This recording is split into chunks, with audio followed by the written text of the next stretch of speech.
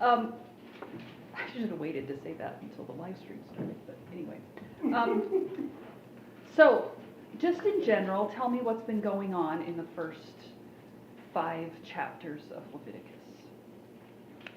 Explanations of offerings. Yes. And explanations regarding when you bring them, right? How you bring them, how you sacrifice them, all of the procedures about how to deal with each sacrifice, how the sacrifices are different, the different occasions for why you would bring them. So we've gotten 5 whole chapters dealing with 5 major sacrifices. Okay, so let's just review. We're not going to go through the details of those. We're going to get more detail today. But just let's talk about what they are. So what's the first offering? The fundamental offering. The burnt offering. That's the fundamental offering of the whole system because it's symbolic of the big picture idea of atonement. Okay, what's next? The grain offering, which symbolizes tribute. So it's a natural follow-up to the burnt offering. You bring it as a symbol of dedication and dependence on the Lord. Do you know what's next? Guilt offering. Before fellowship offering. Yep, guilt in a second. Fellowship offering or the peace offering, right? Which is symbolic of communion. It's not just symbolic, you eat it. We're going to talk more about that today. But it comes after a burnt offering because there's this idea that you sit down and have communion with God, you fellowship with God. Okay, what's after that? The guilt. The purification offering or the sin offering, which is for specific sins like unintentional sins, sins of omission and neglect and all that sort of thing. The idea being that you have to purify the pollution that comes from sin. And then the last one, Susan. Guilt. Guilt, that's right. Thank you very The much. guilt offering or the reparation offering, which is, it stands for this kind of ransom. The idea that you're buying your life back. That's the picture that's going on. Okay, now, the reason for reviewing that is that all 5 of those are going to show up today. So in this next section we're going to look at is lengthy, but what we're going to get in this next section is now more details concerning all 5 of those offerings, but now we're going to get instructions about how the holy things are to be handled. So when you bring these offerings, they are to be handled in a very particular way, not just as you sacrifice them, but even the stuff that's left over. Like all the periphery stuff, you have to deal with it in a very particular way because it's holy. So God's going to give very specific instructions, first to the priests, but then also to the worshipers about how to handle the meat of the sacrifices, the blood of the sacrifices, all that kind of thing. Okay, now I'm not going to read the whole thing to start with because it's so long. We're just going to read it in sections, and then we'll talk about the questions as we read each separate section.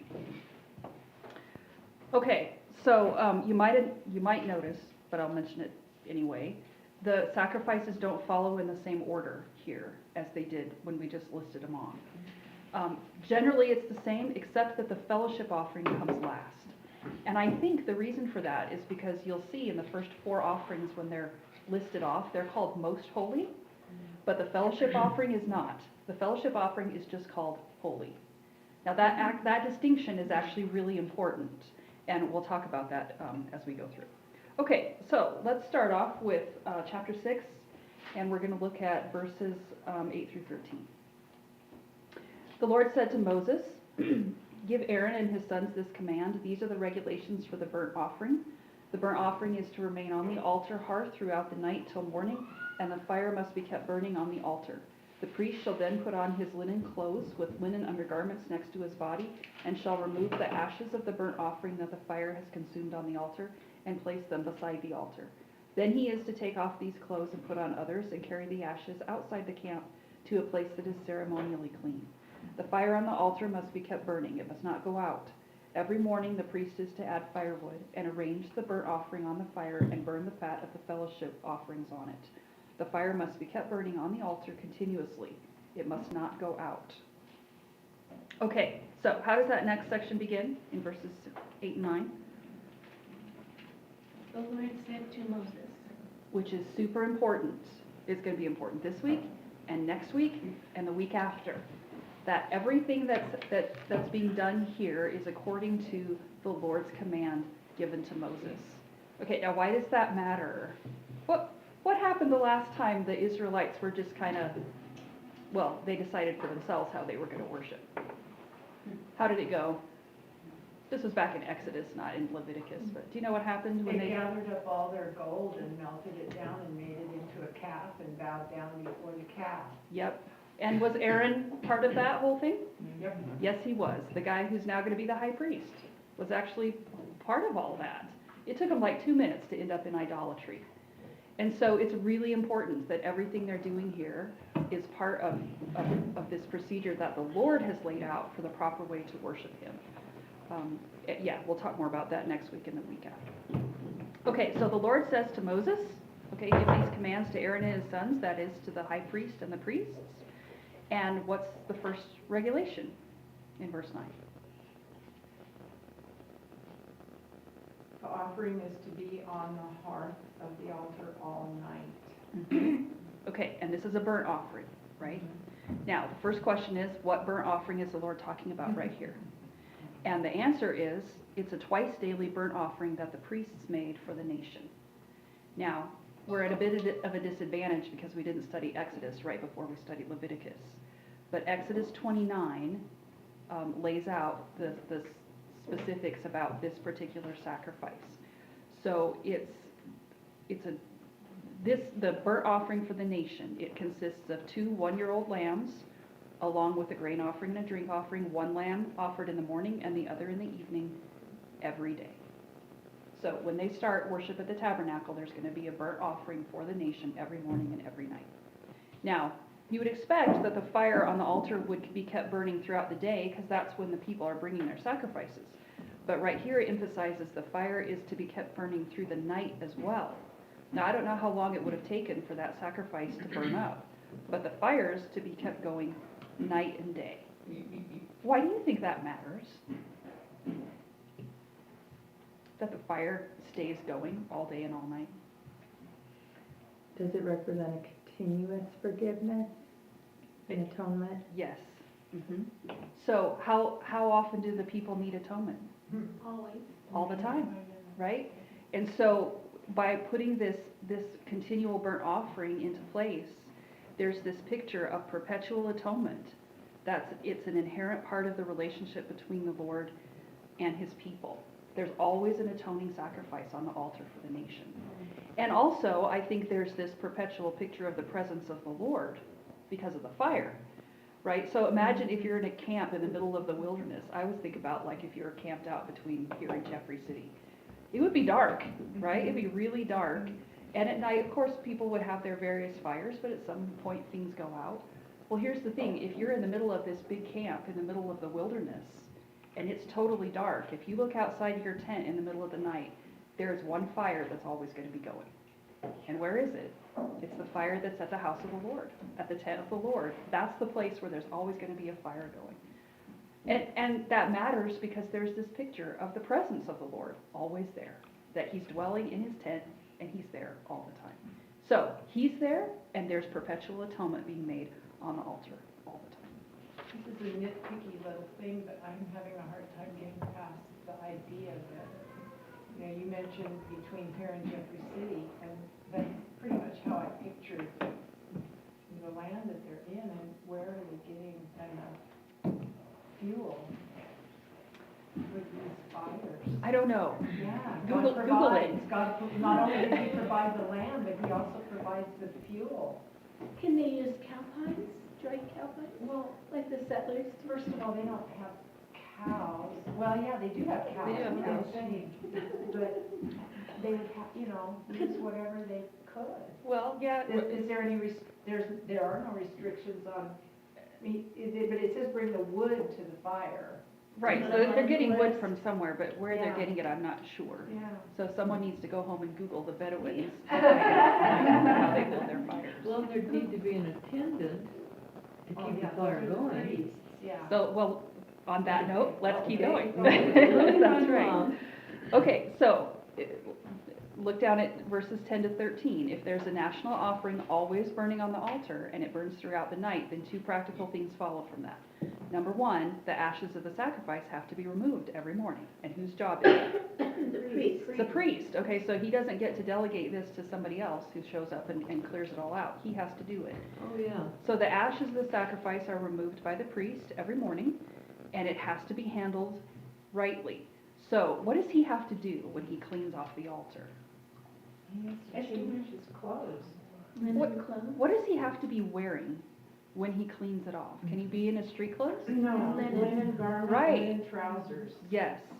Okay, so he has to be in sacred clothes because he's touching sacred things, even though all he's doing is handling the ash. But he has to remove the ashes from the altar, put them beside it, and then because he's going to leave the courtyard of the tabernacle, he has to stop, remove his sacred clothes, which are holy, and they're not to be worn outside the courtyard, and then puts on different clothes, carries the ashes outside the camp, and what does he do with them? Puts them in a place that's ceremonially To that clean. side. Oh, so he can't just go and dispose of them wherever you put, can't. you know, the leftovers from your barbecue. That's right. You can't just dump them anywhere. Why not?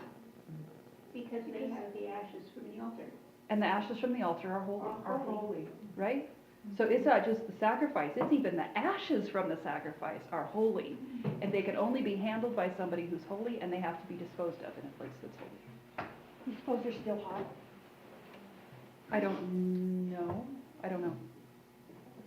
Well, the If the fire fire's- is going constantly, Yeah. Probably, you would think something so. would still be hot. Yes, yeah. I say that because I'm the ash cleaner, Are you? and I do have to wear different clothes. They're holy clothes, but they're not holy. I take those ashes, but I have to wait till they're cool and put them in with the chickens so they can dust themselves. Mhm. Oh, wow. I have a question. Mhm. Why matter? Because he gets dirty, he needs to change? No. So it doesn't have anything to do with being dirty. It has to do with the place where he is. Because inside the tabernacle courtyard is a place that's holy. It's Okay. been set apart for a particular purpose by God He changed to take the ashes out. because he's leaving the courtyard of the tabernacle. He can't wear his priestly clothes Oh. outside of the courtyard of the tabernacle Got it. because his clothes are holy, and if he leaves wearing those clothes, it's not good. But he's saying he put the ashes to the side of the altar. So he puts them to the side of the altar when he cleans off the altar. Oh. He puts them to the And side then of he the takes it altar, out. changes his clothes, and then takes those ashes outside of the Got it. courtyard to get rid of them, outside. Thank you. Okay, so that's the first thing he has to do, and then second, in order for there to always be an offering burning on the altar fire has to be kept going. So every morning, the priest has to add firewood and then arrange the burnt offering on it, and then he adds to add the bits of the fellowship offerings on top of that. Now, I wonder if you noticed that right there, it said 3 times, the fire is not to go out. Obviously, that's really important because of what we were just talking about, the imagery that goes along with that. If the fire goes out, the burnt offering comes to a halt. And that's not to happen. It's not that the animal itself is the point, but what it represents, which is this continual atonement that's required for the people and for God to dwell together in relationships. Sally, Mhm. my footnotes say that God started the fire. Which we will get to in chapter 9. Okay. Yes. Yep, it's coming on inauguration day. Yeah. And there's also this posture of continual dependence and worship on the part of the people. I mean, if there's this continual sacrifice at the tabernacle, there's this indication of worship by the nation itself. Okay, now, verses 14 to 18. Now we turn to the grain offering, so let's read that. Actually, we're going to read 14 all the way to 23. These are the regulations for the grain offering Aaron's sons are to bring before the Lord in front of the altar. The priest is to take a handful of fine flour and oil together with all the incense on the grain offering and burn the memorial portion on the altar as an aroma pleasing to the Lord. Aaron and his sons shall eat the rest of it, but it is to be eaten without yeast in a holy place. They are to eat it in the courtyard of the tent of meeting. It must not be baked with yeast. I have given it as their share of the offerings made to me by fire. Like the sin offering and the guilt offering, it is most holy. Any male descendant of Aaron may eat it. It is his regular share of the offerings made to the Lord by fire for the generations to come. Whatever touches them will become holy.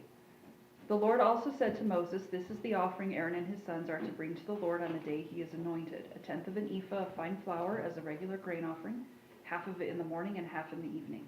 Prepare it with oil on a griddle, bring it well mixed, and present the grain offering broken in pieces as an aroma pleasing to the Lord. The son who is to succeed him as anointed priest shall prepare it. It is the Lord's regular share and is to be burned completely. Every grain offering of a priest shall be burned completely. It must not be eaten.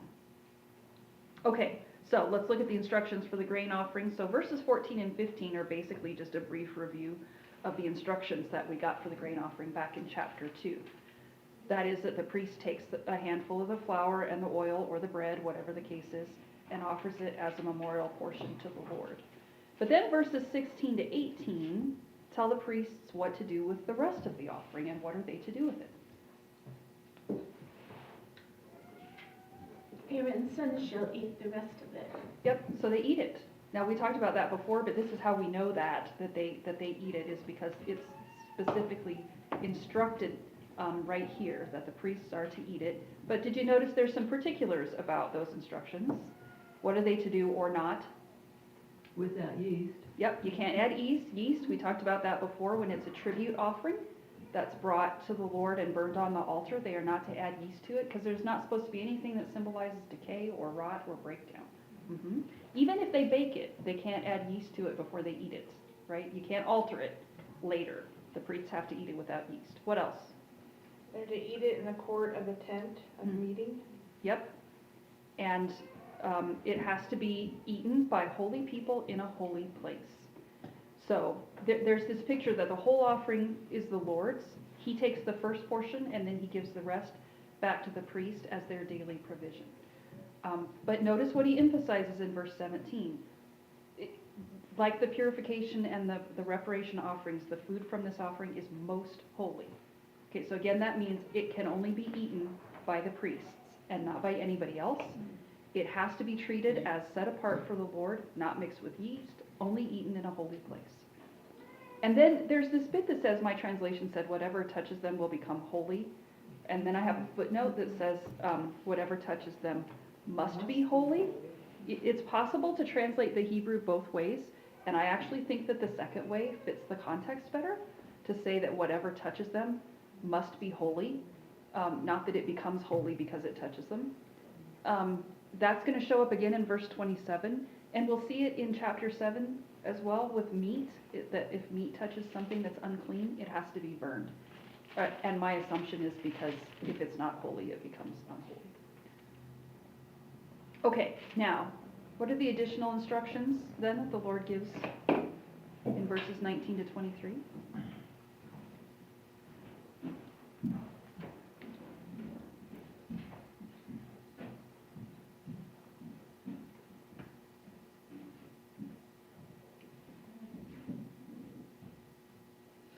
This is the offering Aaron and his sons are to bring to the Lord on the day he is anointed, 1/10 of an ephah of the finest flour as a regular grain offering, half of it in the morning and half of it in the evening. Okay, now, the important thing to notice right there in those instructions is that it's the priests now who are bringing it, and they're bringing it on their behalf. So this is a priestly offering that's given twice daily. And it's likely that it accompanies the burnt offering, but there's an emphasis on the fact that this is not the grain offering for the nation, this is the grain offering for the priests. Now, for obvious reasons, it starts on the day when the high priest is installed in his regular duties, but it continues on from then, because it's a regular, it says in verse 22, this is a regular offering that is given to the Lord, so every morning, every night, from the time they start worship at the tabernacle. And the high priest is the one who prepares it. When it says the son who's anointed to succeed him, that refers to the line of succession for the high priestly role. And he takes this amount of flour. It would have been somewhere between 2.5 and 5 pounds of flour. I don't quite know how much an ephah was, but think of a standard bag of flour that you buy at the grocery store, that kind of amount. Split it between the morning of and the evening, cook it with oil on a griddle so it comes out like a wafer, a cracker, crumble it, burn it on the altar as an aroma pleasing to the Lord. Now, in this case, do the priests get to eat what's left? No. It's a perpetual offering to the Lord, and it's all consumed. So, verse 23 adds, they don't ever eat any part of this offering, because you can't benefit from your own offering. Because this is an offering that they're bringing on their own behalf, they can't eat what's left. So, all of this grain offering gets burned on the altar. Okay, now, we talked before about how the grain offering is a picture of tribute. It's a picture of dedication, devotion to the Lord, in the sense that you're bringing to the covenant king your tribute. Why do you think it's important that the priests do that every morning and every night? Well, we have to be particularly holy because, you know, they're the intermediary between God and man. And it's like in Timothy, when it says our elders and our preachers should be above reproach, you know, because they're the visual example for us. Mm-hmm. Yeah, and so together with that picture of continual atonement, you get this picture of regular tribute being brought specifically by the people who mediate the presence of the Lord to the covenant people. Yeah, there's an expressed reliance on and dedication to the Lord that's particularly important for the priests in the job, in the role that they've been given. So it's not only that this perpetual atonement is represented every day at the tabernacle, but that the devotion and dedication of the priests who intercede for the people is also representative in this offering that they're commanded to bring. Okay, now let's look at the purification offering, or the sin offering, your translation might say. And I'm actually going to read the next two sections, so verse 24 through chapter 7, verse 10. The Lord said to Moses, say to Aaron and his sons, these are the regulations for the sin offering. The sin offering is to be slaughtered before the Lord in the place the burnt offering is slaughtered. It is most holy. The priest who offers it shall eat it. It is to be eaten in a holy place in the courtyard of the tent of meeting. Whatever touches any of the flesh will become holy, and if any of the blood is spattered on a garment, you must wash it in a holy place. The clay pot the meat is cooked in must be broken. If it is cooked in a bronze pot, the pot is to be scoured and rinsed with water. Any male in a priest's family may eat it. It is most holy. But any sin offering whose blood is brought into the tent of meeting to make atonement in the holy place must not be eaten. It must be burned. These are the regulations for the guilt offering, which is most holy. The guilt offering is to be slaughtered in the place where the burnt offering is slaughtered, and its blood is to be sprinkled against the altar on all sides. All its fat shall be offered, the fat tail and the fat that covers the inner parts, both kidneys with the fat on them near the loins, and the covering of the liver, which is to be removed with the kidneys. The priest shall burn them on the altar as an offering made to the Lord by fire. It is a guilt offering. Any male in a priest's family may eat it, but it must be eaten in a holy place. It is most holy. The same law applies to both the sin offering and the guilt offering. They belong to the priest who makes atonement with them. The priest who offers a burnt offering for anyone may keep its hide for himself. Every grain offering baked in an oven or cooked in a pan or on a griddle belongs to the priest who offers it. And every grain offering, whether mixed with oil or dry, belongs equally to all the sons of Aaron. Okay, so let's talk about the instructions for the purification offering, or the sin offering, in 24 to 29.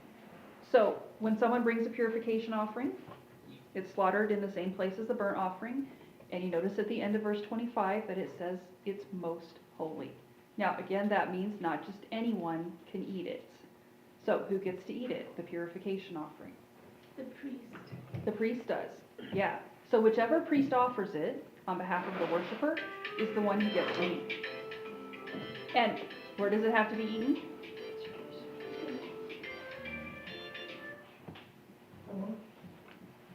Feel like doing a little jig now.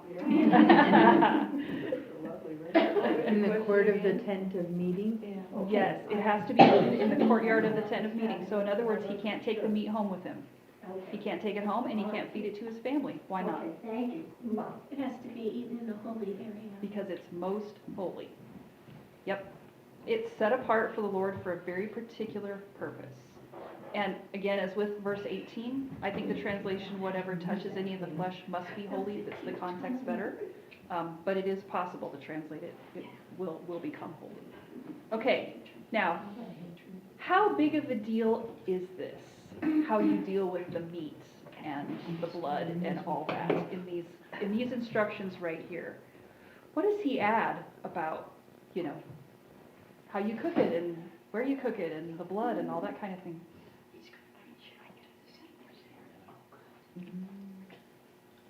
Well, you have to, if you cook it in the clay pot has to be broken. Yep, If you cook it in a bronze pot, the pot is scoured and rinsed with water. mm-hmm. You can't break it really. That's If the right. blood splashes on a garment, then it has to be washed. Before it leaves the tent of meeting, right? That's right.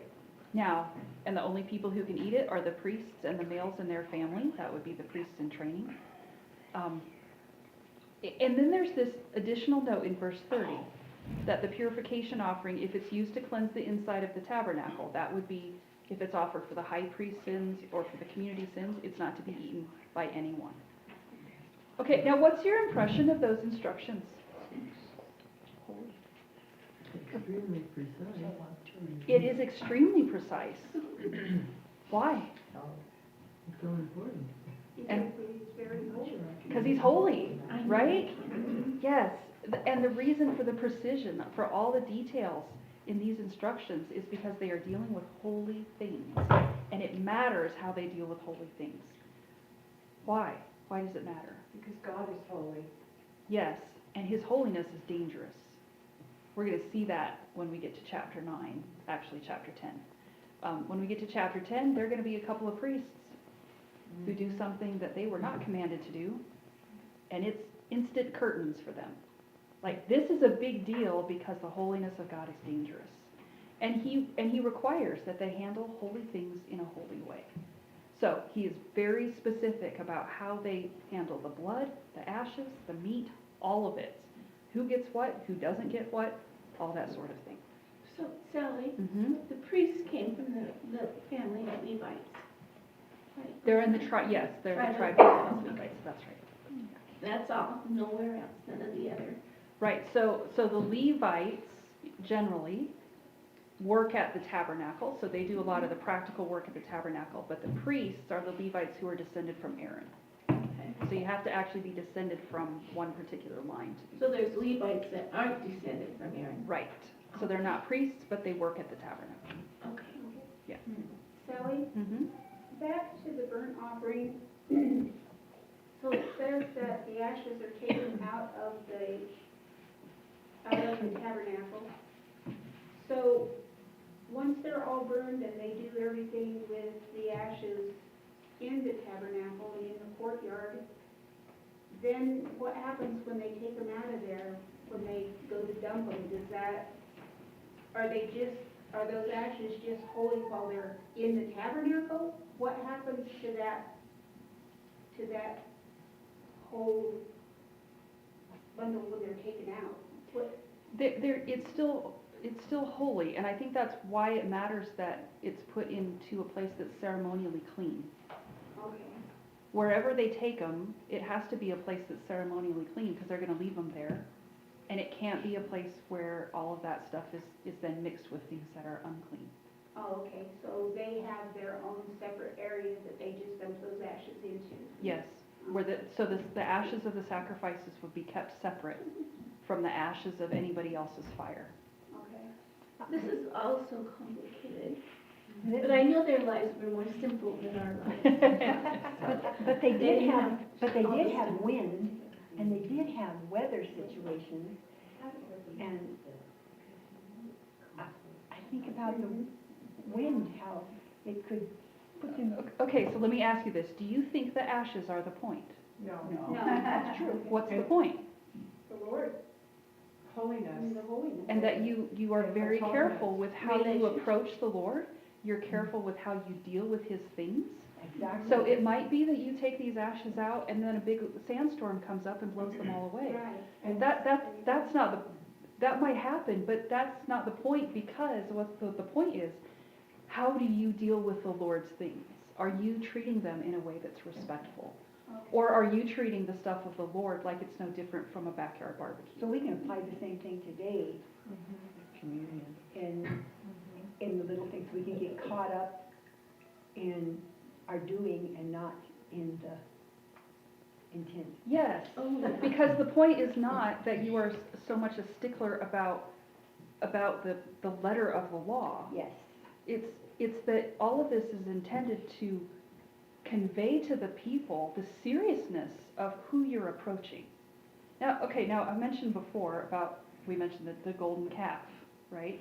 In that whole incident with the golden calf, where they make their own god, and then, they just worship however they want, and it doesn't take very long at all before they're having a big drinking party. And drinking party is a euphemism for all kinds of horrible things going on. How much fear do you have of your God if your worship ends up in that kind of situation? And I think God is making it very clear to the people, He is a God that they are to fear because He's holy. That doesn't mean He doesn't want fellowship with them. He does. He wants them to come near. He wants them to access Him. He wants them to be in a relationship with Him. But they cannot relate to Him the way they relate to a golden calf. Because He's the living God, and He's holy, and He's dangerous, and His holiness destroys impurity. It destroys sin. And if they don't approach Him in the right way, they will get destroyed too. And I think that's what's being communicated in all of this is not if you don't just keep everything exactly right. Well, you do need to get things exactly right, but why? Because in going through those rituals every day, what's being communicated is, don't forget who you're approaching. Don't forget how serious a thing it is to come to the living God. Don't be casual and flippant. Which, do we not have a problem with that in our culture? Even in the American church sometimes? That we come to God in a way that's very casual and flippant? Yeah, and I think all of these rules convey to the people there is to be nothing casual or flippant in the way that you come to the Lord. Because our God is a consuming fire. And literally, He's going to consume 2 people in chapter 10. So, yeah. Question, nowadays, how would be disrespectful to come to God? Well, let me say that to the end. And I would put it. somebody will remember. We'll talk about it at the end, because I'm just going to open it up and ask you Okay. about that. Okay, yeah. Okay, now, what are the instructions then the Lord gives to the priests about the reparation offering? Well, it's very similar, the reparation offering or the guilt offering. That's in chapter 7, verses 1 to 6. This offering, too, is most holy. And it's treated basically the same way the purification offering is. So this is the offering that's given when someone misused something holy or misused the name of the Lord. So it's super important you handle this offering rightly. So the animal slaughtered in the same place as the burnt offering. Just like the purification offering, the fat, the kidneys, the liver are removed and burned as an offering to the Lord because that's the choice portion of the animal. And the rest of the meat can be eaten by the priests and the men in their family. But again, only in the courtyard of the temple. Because again, it is most holy. That means only holy people can eat it and only in a holy place. The significant difference between this offering and the one before it is the use of the blood. Because in the purification offering, it's dabbed on the corners of the altar, and here it's thrown against the sides of the altar. But otherwise, the meat and everything is dealt with the same way as the one before it. And then the summary instructions the Lord adds in verses 7 to 10. Those verses just make it clear how the provisions from the offerings are supposed to be distributed among the priests. So the meat of the purification offering and the reparation offering belong to the priest who offers it. The hide of the burnt offering belongs to the priest who offers it. Cooked grain offerings belong to the priest who offers it, but uncooked grain offerings are divided out equally among all the priests. It doesn't give us a reason for that, but my guess would be it's because raw flour can be stored and used by whoever needs to use it whenever. It wouldn't go stale the same way that bread would if it had already been cooked. So anything that had been cooked needed to be eaten before it went bad, and the priest who made the offering was responsible for making sure of that, although he was free to give it to the other priests to eat. Okay, now again, you notice how God is making sure that they know exactly what to do with every part of an offering that comes. Because the fact that it doesn't get burned on the offering or on the altar doesn't mean you can do with it whatever you want. it's holy, it's been set apart for the Lord, and so they have to know what to do with every single part of the offering. But if it's an animal or a grain offering, they have to know how to dispose of things that aren't used, how to deal with the hide and the meat and all of that. Okay, now let's look at the last section, which is 11 to 38. These are the regulations for the fellowship offering a person may bring to present to the Lord. If he offers it as an expression of thankfulness, then along with this thank offering, he is to offer cakes of bread made without yeast and mixed with oil, wafers made without yeast and spread with oil, and cakes of fine flour, well kneaded and mixed with oil. Along with his fellowship offering of thanksgiving, he is to present an offering with cakes of bread made with yeast. He is to bring one of each kind as an offering, a contribution to the Lord. It belongs to the priest who sprinkles the blood of the fellowship offerings. The meat of his fellowship offering of thanksgiving must be eaten on the day it is offered. He must leave none of it till morning. If, however, his offering is the result of a vow or a free will offering, the sacrifice shall be eaten on the day he offers it. But anything left over may be eaten on the next day. Any meat of the sacrifice left over till the third day must be burned up. If any meat of the fellowship offering is eaten on the third day, it will not be accepted. It will not be credited to the one who offered it, for it is impure. The person who eats any of it will be held responsible. Meat that touches anything ceremonially unclean must not be eaten. It must be burned up. As for other meat, anyone ceremonially clean may eat it, but if anyone who is unclean eats any meat of the fellowship offering belonging to the Lord, that person must be cut off from his people. If anyone touches something unclean, whether human uncleanness or an unclean animal or any unclean detestable thing, and then eats any of the meat of the fellowship offering belonging to the Lord, that person must be cut off from his people. The Lord said to Moses, "Say to the Israelites, do not eat any of the fat of cattle, sheep, or goats.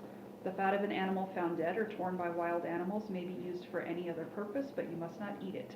Anyone who eats the fat of an animal from which an offering by fire may be made to the Lord must be cut off from his people. And wherever you live, you must not eat the blood of any bird or animal. If anyone eats blood, that person must be cut off from his people." The Lord said to Moses, "Say to the Israelites, anyone who brings a fellowship offering to the Lord is to bring part of it as his sacrifice to the Lord. With his own hands he is to bring the offering made to the Lord by fire. He is to bring the fat together with the breast and wave the breast before the Lord as a wave offering. The priest shall burn the fat on the altar, but the breast belongs to Aaron and his sons. You are to give the right thigh of your fellowship offerings to the priest as a contribution. The son of Aaron who offers the blood and the fat of the fellowship offering shall have the right thigh as his share. From the fellowship offerings of the Israelites I have taken the breast that is waved and the thigh that is presented, and have given them to Aaron the priest and his sons as their regular share from the Israelites. This is the portion of the offerings made to the Lord by fire that were allotted to Aaron and his sons on the day they were presented to serve the Lord as priests.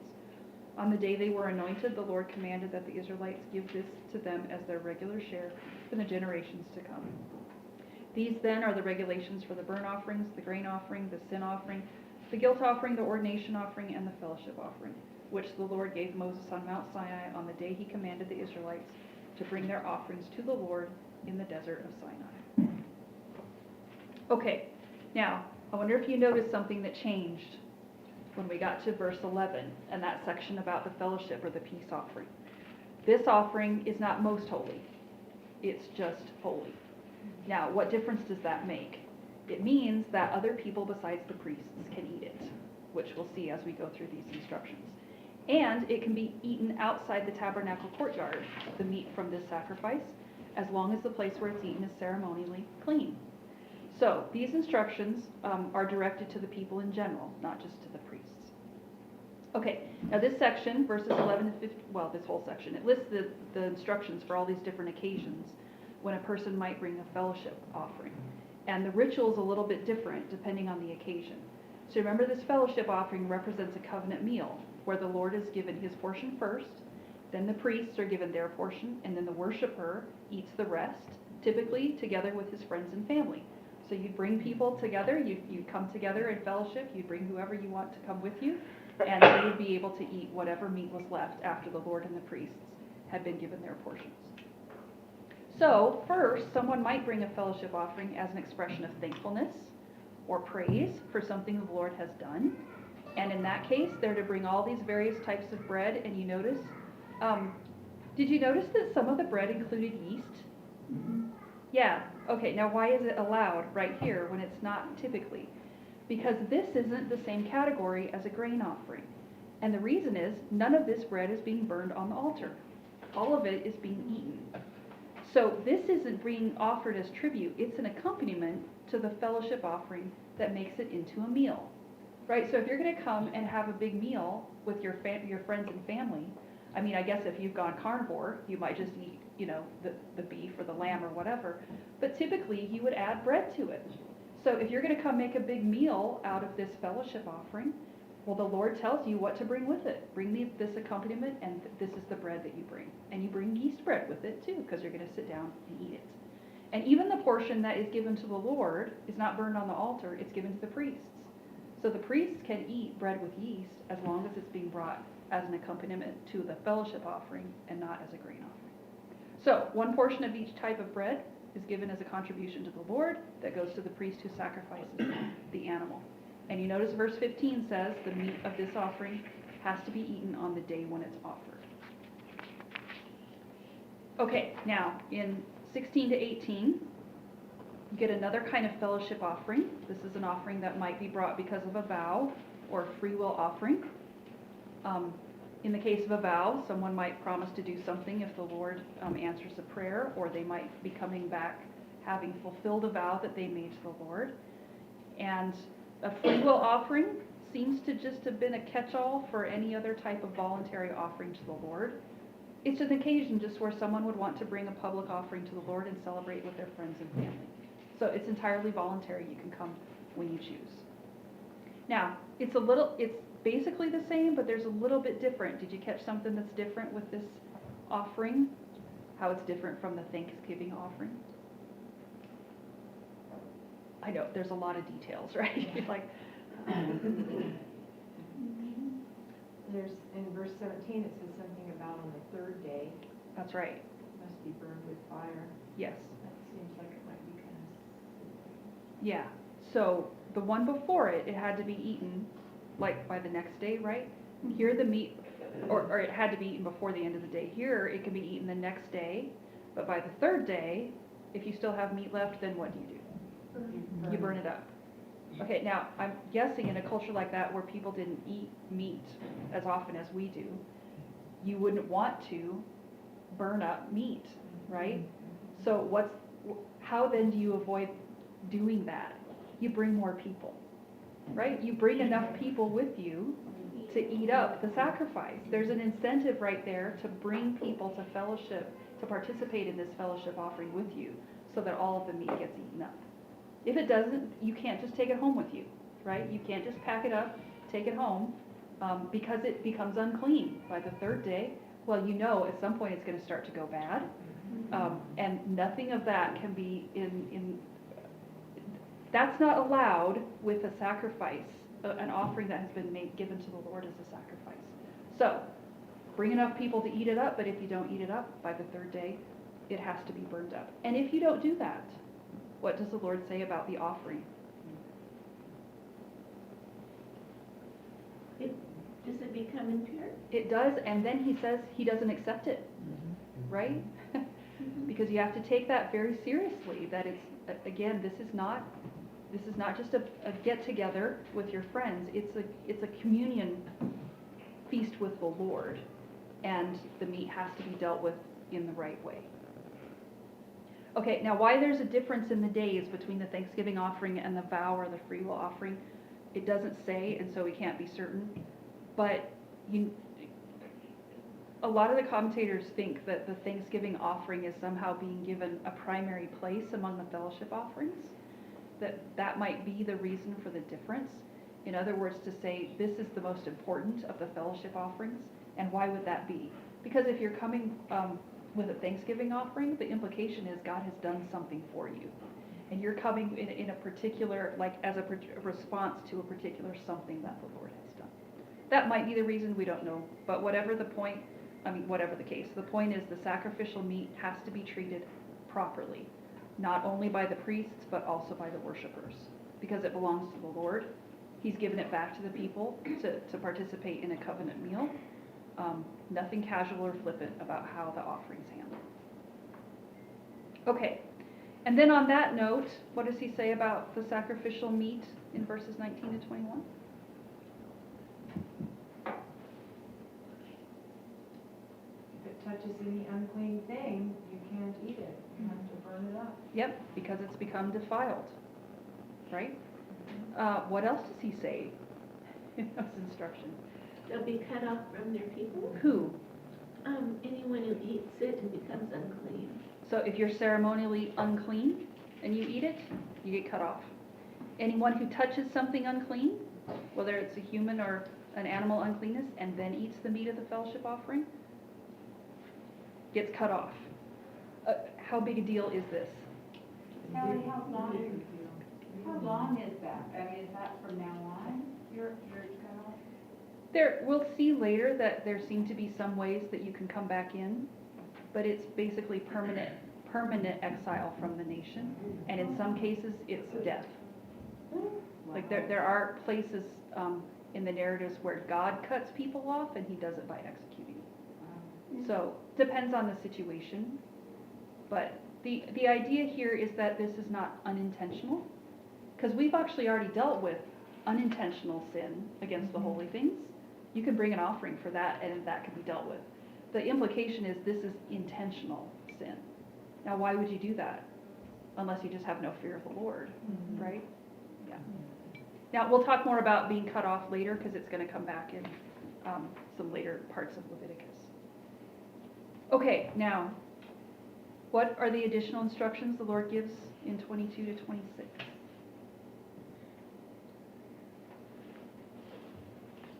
You shall not eat any fat from an ox, a sheep, or a goat. Yes.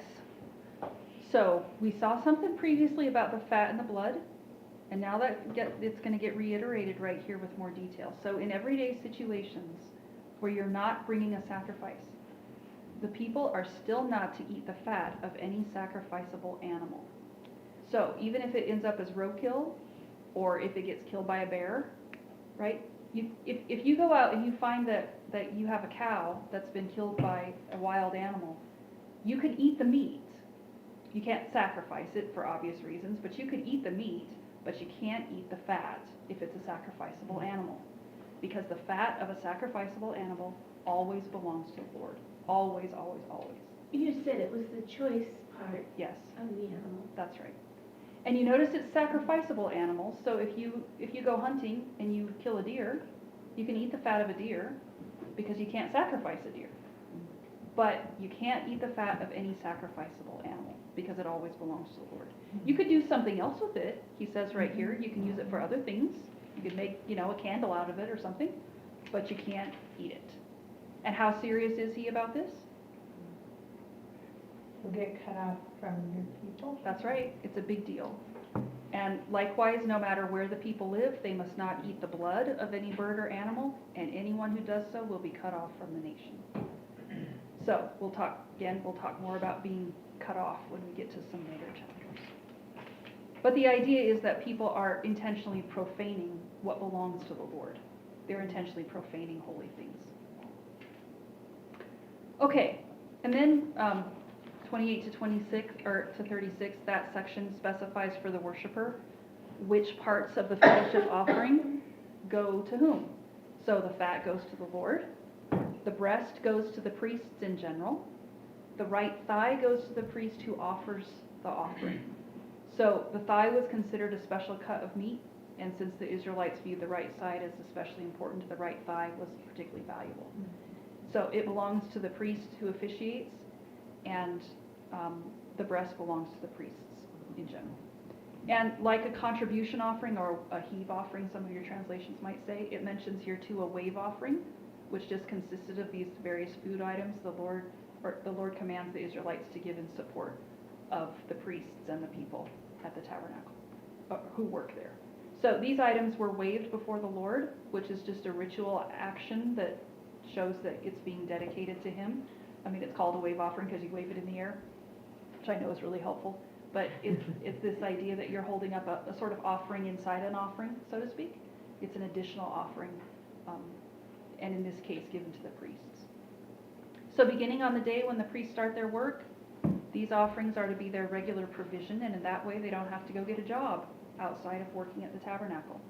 Which is important because if they're supported in their priestly service, then they can spend their time teaching the people God's word, working at the tabernacle, and supporting their worship of the Lord. And then that section concludes in 37 and 38. It's just a summary statement for the whole of this section. The ordination offering, you might have noticed, gets mentioned there in that list, or a consecration offering. We haven't seen that offering, but it's going to show up next week. So we'll talk about that offering when we get to chapter 8. Okay, now, we've kind of been talking about this, but what do you see emphasized in those commands, in all those instructions? What gets your attention? God's holiness. He is holy. His things are holy, and it matters how you treat them. It matters how you treat his things, because how you treat his things is a reflection of how you treat him. And so the people are to have a high regard for his holiness. They're to prioritize right worship of the Lord. They don't get to just decide for themselves how they're going to come to the Lord. They have to come the way that he prescribes. One of the commentators I read said, if the Israelites learn this lesson well, they'll be able to fulfill their covenant mission, which is to be a kingdom of priests and a holy nation to all the earth, because then they'll stand out from the nations around them. All right, now, back to the question that you asked, Ruth. So when we think about this idea of treating a holy God with fear and respect, what does that look like for us? I mean, how are these things relevant to us? Or what does it look like to not treat the Lord that way?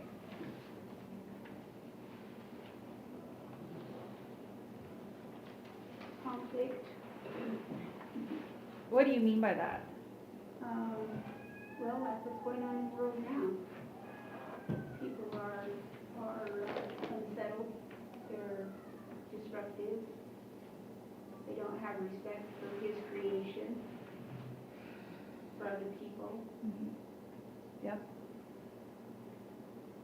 Which might be why the Lord's Prayer starts, Our Father who art in heaven, hallowed be thy name, holy be thy name. The first thing that Jesus prays for is that people would revere the name of God. It has to do with permission and authority to having that respect.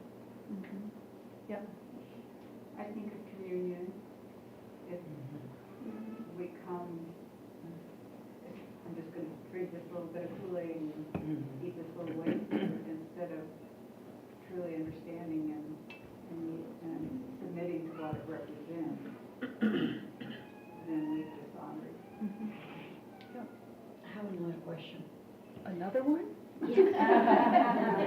So, Jesus, all Israel, all of them knew the rules, right? There were 620, Mm-hmm. right? So my question is, Jesus got mad at the priests because they did all this ritual and they fought and defend every single one of them, right? As the Bible says. Yep. But they were more focused in doing the ritual than what? Than save the people, than I really don't understand. Because in the Bible says that Jesus, 5:7, Matthew, Mm-hmm. he said he didn't come to avoid. So I don't understand how the new covenant in Okay. this Yes. So belongs. let me ask you this. So we're talking about, how people in the world don't respect God. Let's talk about in more religious circles. Let's talk about the Pharisees. Do you think that the Pharisees had a fear of God? No. Really? Why not? It goes back to what we were saying a little while ago. They were going to the letter of the law, but not the intent of the law. That's right. And they were doing it to puff themselves up. That's Create right. their own righteousness. You know, Uh-huh. the reason why I say this is, this keeps going back to my mind, is when Keith was the state electrical director, he would meet with his inspectors and say, it's not the letter of the law, it's the intent of the law, and don't puff yourself up. That's exactly what he's saying. That's why this keeps going back to me. Wow, yeah. And why does Jesus get so angry with the Pharisees when they're being so nitpicky about the law? Because they're misusing it, right? But they follow every single one. They're just supposed to be holy But why? to offer the, Are they following the letter of the law because they love God? Or are they following the letter of the law But- because it gets them power and puffs up their pride? so whenever Israel in this time, how come the priest was doing the right thing and by then they were not? How? Because you cannot go to the altar if you were not holy, because if you are not holy, you die. Well, God doesn't kill everybody who brings an offering with the wrong motives. And we know that because this becomes a big issue later when you read the prophets, when you read Isaiah, Jeremiah, Ezekiel, Malachi. Even in the Psalms, there are things where the biblical writers, even God says, you're bringing all these offerings, you're just bringing all these sacrifices to the temple, and then you go out from here and you live however you want. I would rather you stop bringing the sacrifices than do that, because you're just being a hypocrite. Now, they're still coming and bringing the sacrifices, but the Lord knows they're not bringing the sacrifices to worship Him. They're bringing the sacrifices as a license to do what they want. This idea like, if I give this sacrifice, then I can go out from here and live however I please, as long as I come back and bring a sacrifice again. And the Lord knows the heart in that. He knows the hypocrisy of people who are misusing the law to try to make themselves look good, or to get away with, whatever sin they want to do, as long as they bring the right sacrifice. And so the Lord, He gets angry about people they look religious on the surface because they're bringing all of these sacrifices, and I would actually put the Pharisees in Jesus' time in that same category. That all these people look at the Pharisees and they think, oh, these are the people who are holy. Jesus says they are not. And it's not because of all the stuff they're doing, it's because the motivation for why they're doing it. Because the purpose of all this stuff on the outside is not to be an end in itself. All these external rules are intended to point you to an internal reality, which we're going to get to more when we talk about the clean laws in a few chapters. It's never supposed to be a thing where you look at the external stuff and you think, okay, I've got that done, God and I are good. It's always supposed to be something where you look at those external things and you think about your heart. You think about your attitude in worship. You think about, do you fear the Lord or do you not? All of it's supposed to lead you to these thoughts about worship and how you relate to God. It's like being saved by grace. Just because it's for grace doesn't mean you can use a ticket to do whatever you want. That's right. It's the same thing, right? Exactly. So then coming back to that first question you asked, when I think about, how do people treat God disrespectfully even in the church? I grew up in a tradition where it was very common for people to say, I prayed the prayer and I got forgiven, Oh, yeah. and it doesn't matter now how I live. Yeah. I'm sorry, I think Leviticus just takes that off the table. Like, you can't do that. God won't put up with that. You don't get the option of saying, I just use the sacrifice of Jesus so I can sin more and God doesn't care. He's a holy God, and the writer of Hebrews says He won't let that go on indefinitely. He will put a stop to people trampling on the blood of His Son. Because it's a big deal to treat a holy God that way. Or, I've mentioned this not too long ago, something I heard on the radio where a guy said, God likes to forgive and I like to sin, so this is a great relationship. Okay, again, do you not hear the total disrespect of God, the total lack of fear in a statement like that just says, I'm entitled to forgiveness, and of course God's going to give it to me. No, your God is a consuming fire. Forgiveness is a privilege, not a right. I just can imagine, if you accept Jesus Christ as your Savior, your life is going to change, no matter what. Yep. it's a big deal receiving him as a savior. Yes. And you cannot be shameless and say, you know, I'm doing that again, God. Yep. Yeah. Okay, I'm done. All right. All right, any other comments, anything you want to add? Yeah. I have a comment. I thought it disappeared more than one time, but I'm only finding it once. In verse 22, the priest from among his sons who is anointed in his place shall offer it. It is a statute forever to the Lord. And then there's in Leviticus 3:17, it talks about something forever, but that's a little bit different. What does that mean? It says that this is a statute forever to the Lord. Doesn't that imply these sacrifices?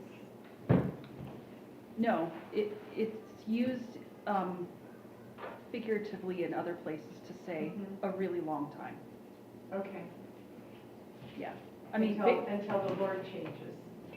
yes, until the change in the sacrificial system happens because of what Jesus does. Yeah. But it's basically from now on, but there will come a time later when it's done away with.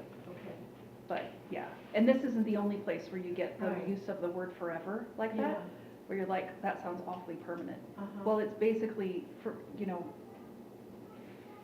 from now until God Jesus stops it. comes. Yeah, so forever could mean just a really, really long time. Okay. Yeah. Okay, any other comments? Anything you want to add? Okay. You survived that long section. The one next week is a little shorter and, yeah. So, good. All right, things to pray about? Did Jonathan get a job?